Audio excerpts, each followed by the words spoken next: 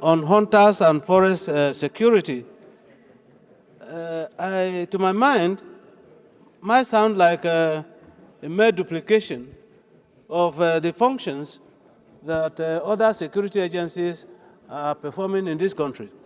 Mr. President, I'm sure we are not going to be carried away by the excitement of the fact that bandits and hoodlums find habitation in our forests, and therefore go on to pass bills that will go to contradict some of the provisions that we have in our security agencies to protect our land.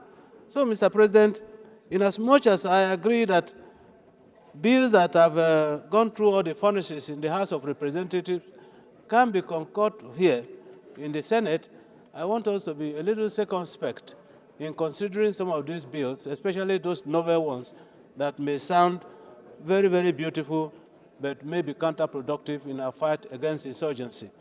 And if you look at the Shippers Council bill, repeal and enactment, you will find out that some of the provisions that have been made here are provisions that can ordinarily be part of a reform of the existing bill, that we don't need to create new bills to repeal an existing one just merely because we want to introduce some new items onto the existing act. So, Mr. President, I suggest that we must be very careful in assenting to this concurrence in order that we do not undo what we have already. So, in other words, I thought I have the two bills before you. Do you have the two bills before you? We ought to have the two bills before us.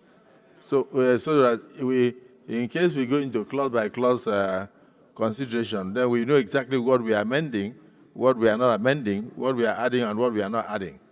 So I can see your confusion is that the bills are probably not attached to the debate on concurrence.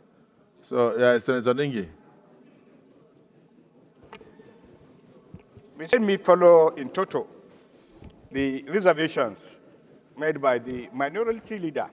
First and foremost, these are rules, the Senate rules does not make it mandatory that whatever comes to the House, we must or we shall concur.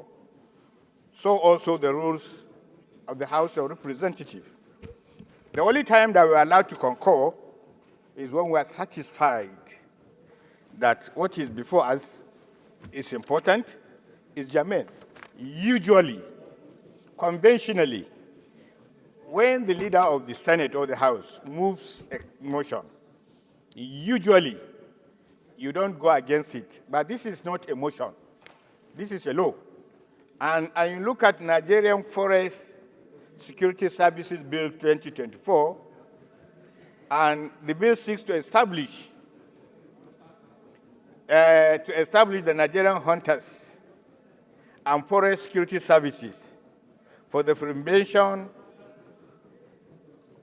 combating of crimes in Nigerian forests and other related activities of the service within the Nigerian forest.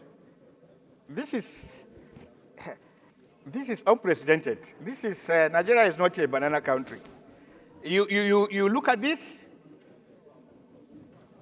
the Senate leader has not provided us germane reasons, even though it's not his bill. So because it's coming from the House of Reps, he has to move. But I have not listened to any logic as to why this bill deserves a second reading. Secondly, the minority leader has sufficiently said, why is the bill? So if there is no bill, why are we building a castle in the air?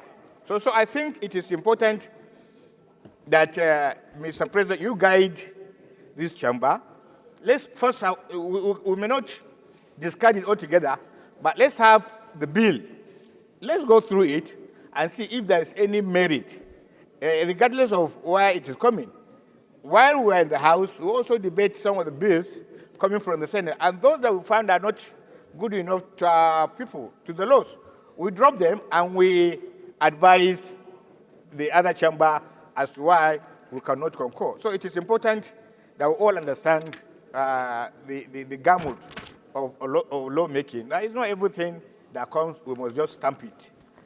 I think I move that these things are stepped down so that we get the bills, and then on another day, we'll bring it forward for debate on second reading. Yes, Having a House of Rep and Senate is that if any impurity slip through one chamber, the other chamber can correct it. It is not an act of hostility or an act of cooperation. We just must ensure that before any bill or any proposed bill is passed, that it benefits from the wisdom of both the House and the Senate. And if it doesn't, for me, there will be nothing wrong in ensuring that the bill is not passed by the Senate. It is more so, sir, when we are creating a new law, and it bears repeating that we can't be expected as responsible senators to be debating a piece of legislation, a proposal, to establish something completely new that has to do with security. I keep saying that when it has to do with security, not because I don't think we should guide jealously the independence of the legislative arm, but because I think that security issues are so complex that we need, in my view, to have the input from our security agencies.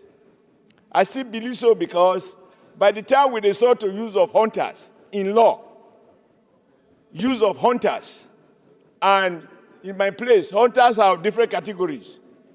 What we appear to have been created to make the forest safe may also become a legal foundation for those who have weapons, not necessarily trained officially.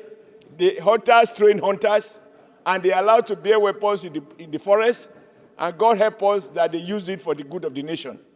I think things like this require rigorous review and some consultation with the security agency, at least the Office of the National Security Advisor.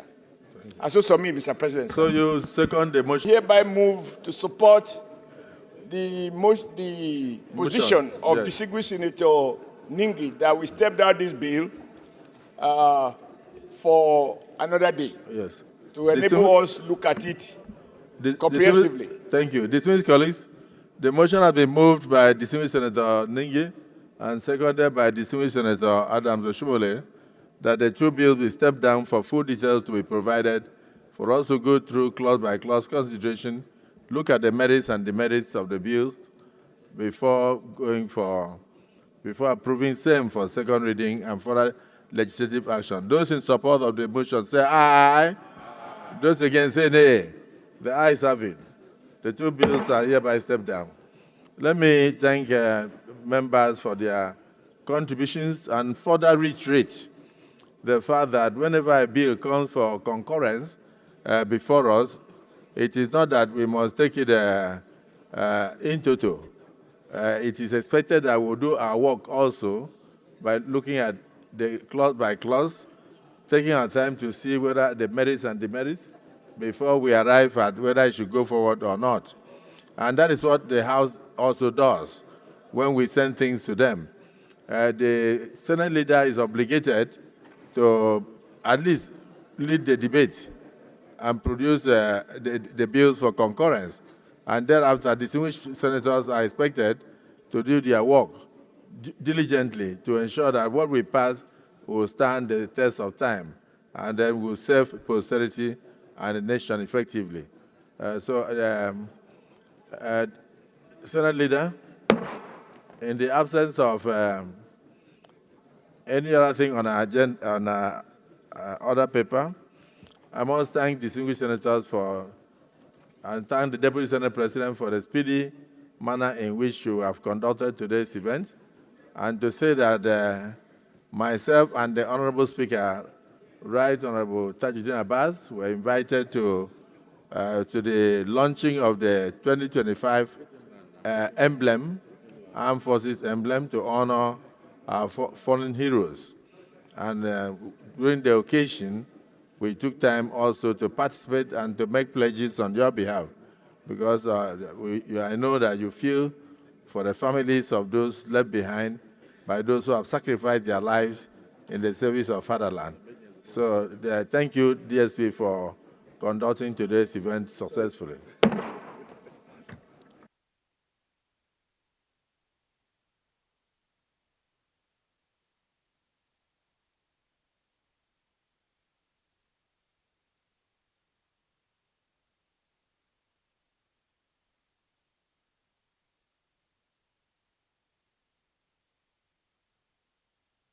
Senate Leader, go ahead. Well, Mr. President, very distinguished colleagues, huh?